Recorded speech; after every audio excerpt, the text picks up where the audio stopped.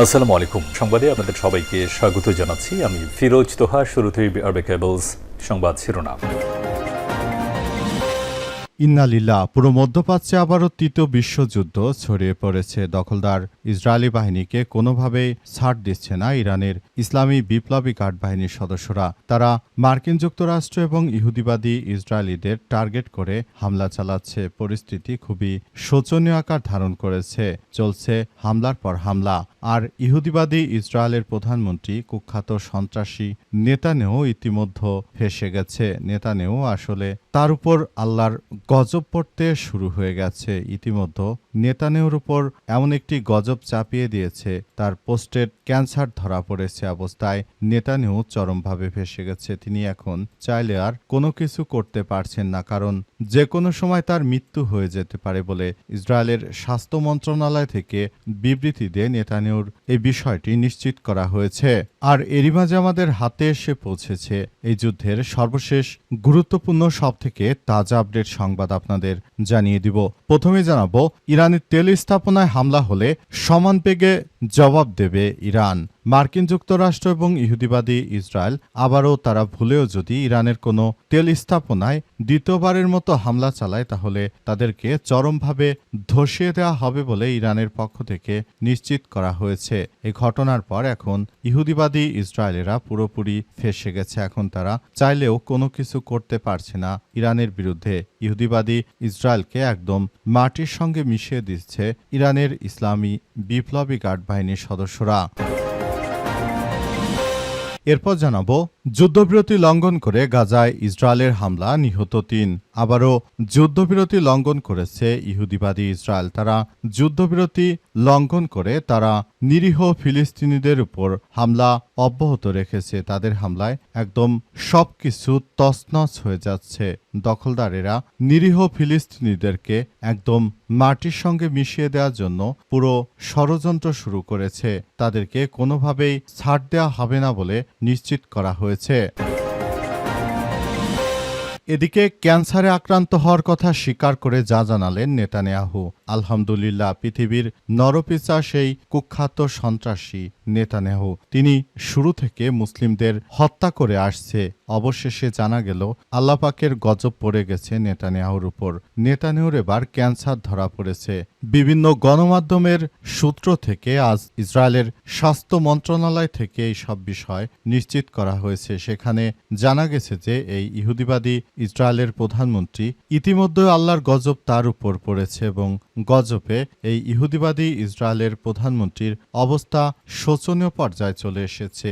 যে কোনো সময় এই বড় সন্ত্রাসীর মৃত্যু হতে পারে বলে এমন কথাই শোনা যাচ্ছে।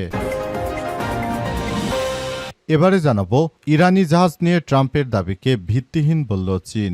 চীনের পক্ষ থেকে নিশ্চিত করে জানানো হয়েছে যে ইহুদিবাদী ইসরায়েলের প্রধানমন্ত্রী কুখ্যাত সন্ত্রাসী নেতানিয়াহু এবং মার্কিন যুক্তরাষ্ট্রের প্রেসিডেন্ট ডোনাল্ড ট্রাম্প চীনের বিরুদ্ধে যে ধরনের বেলেম দিচ্ছে যে চীন নাকি ইরানকে সর্বাত্মকভাবে সহযোগিতা করছে, এটি কখনোই হতে পারে না বলে নিশ্চিত করা হয়েছে।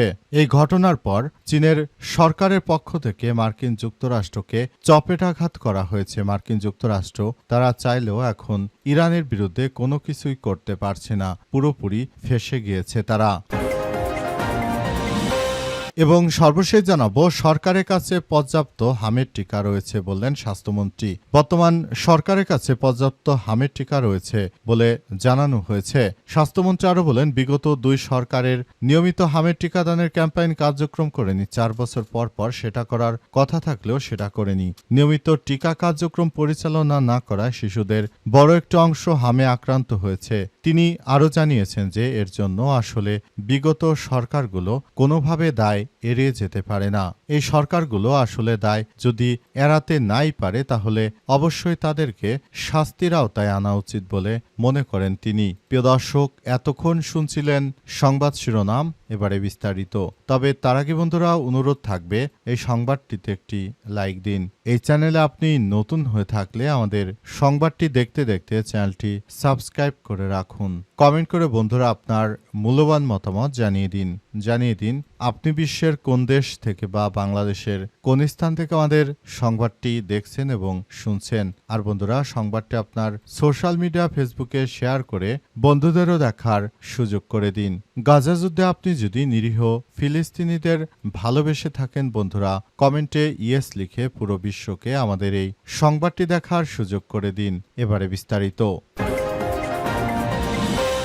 তেল স্থাপনায় হামলা হলে কঠোর জবাব দেবে ইরান। আলহামদুলিল্লাহ, ইরান জানিয়েছে যে ইহুদিবাদী ইসরায়েল ও মার্কিন যুক্তরাষ্ট্র তারা নতুন করে যদি ইরানের কোনো স্থাপনায় আবার হামলা চালানোর অপচেষ্টা করে তাহলে তাদেরকে একদম রুখে দেয়া হবে। পরিস্থিতি খুবই জটিল আকার ধারণ করেছে। দখলদারদের কোনোভাবে ছাড় দিচ্ছে না আমাদের ইসলামী শক্তিশালী দেশ ইরান। ইরান এমনভাবে দখলদারদের শায়েস্তা করছে তারা কল্পনা করতে পারেনি। ইরান সরাসরি জানিয়ে দিয়েছে যে ইহুদিবাদী ইসরায়েলকে তারা ছাড় দেবে না। পুরো মধ্যপ্রাচ্য জুড়ে ইহুদিবাদী ইসরায়েলিরা যে ধরনের কার্যক্রম চালিয়ে যাচ্ছে এটা কোনোভাবে মেনে নেওয়া সম্ভব নয়। পরিস্থিতি অত্যন্ত জটিল আকার ধারণ করেছে। সবকিছু তছনছ করে দেয়া হচ্ছে। মধ্যপ্রাচ্য জুড়ে ইহুদিবাদী ইসরায়েলিদের অবস্থা খুবই শোচনীয় আকার ধারণ করেছে।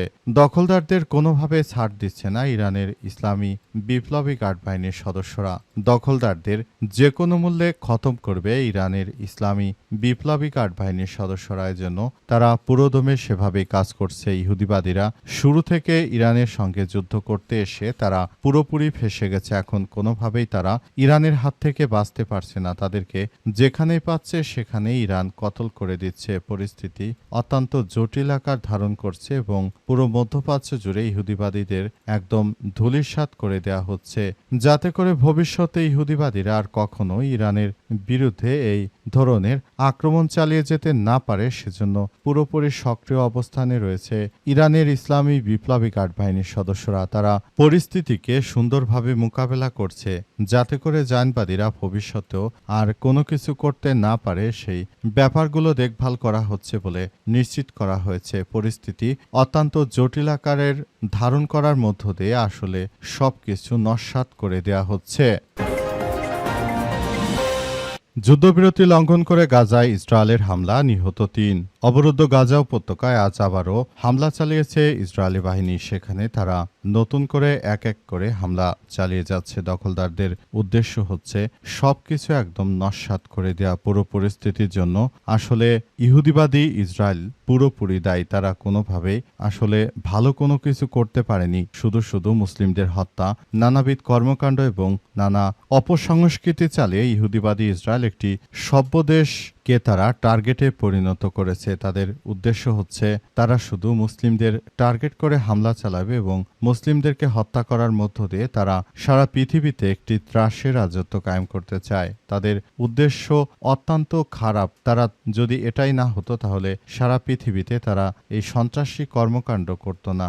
দখলদার ইসরায়েলি বাহিনী শুরু থেকে যে ধরনের কার্যক্রম চালিয়ে যাচ্ছে এটি অত্যন্ত জটিল আকার ধারণ করেছে। পরিস্থিতি অত্যন্ত খারাপের দিকে চলে যাচ্ছে।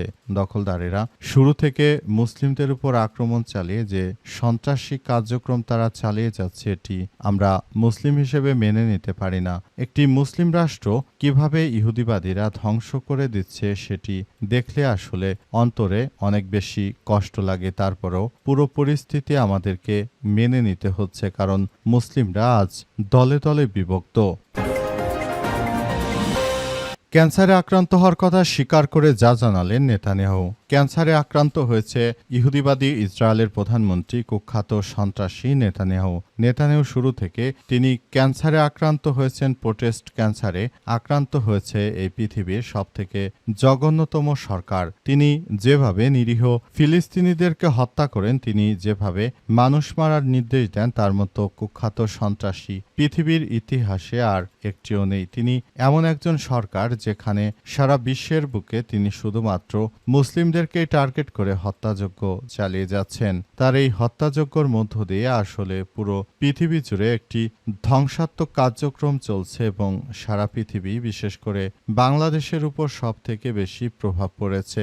সবাই যার যার জায়গা থেকে আসলে পরিস্থিতি সামাল দেওয়ার চেষ্টা করলেও পুরোপুরি ব্যর্থ হয়েছে বাংলাদেশ। এই মুহূর্তে দখলদার ইসরায়েলের ফাঁদে পড়ে বাংলাদেশের বিএনপি সরকারও ফাঁদে পড়েছে। তারা এখন তেল গ্যাস কিনতে না পারায় সারা দেশের মানুষ ফুঁসে উঠেছে। তারা বিএনপির এই ধরনের নৈরাজ্যকর পরিস্থিতি আসলে কোনোভাবেই মেনে নেবে না। পরিস্থিতি অত্যন্ত জটিল আকার ধারণ করেছে, সবকিছু ধ্বংসস্তূপে পরিণত হয়েছে। দখলদারেরা শুরু থেকেই যা শুরু করেছে এটা কোনোভাবেই মেনে নেওয়া সম্ভব নয়। দখলদারদের ধ্বংস করে দিচ্ছে ইরানের ইসলামী বিপ্লবী গার্ড বাহিনীর সদস্যরা। তারা পুরোপুরি এখন তৈরি হয়ে আছে যে কোনো সময় দখলদারদের বিরুদ্ধে আরও তীব্রবেগে আক্রমণ চালাবে এবং এই নেতানিয়াহুর এই কুখ্যাত সন্ত্রাসী পৃথিবীর ইতিহাসে সবথেকে খারাপ মানুষ এই নেতানিয়াহুকে এবার চরমভাবে শিক্ষা দিচ্ছে ইরানের ইসলামী বিপ্লবী গার্ড বাহিনীর সদস্যরা।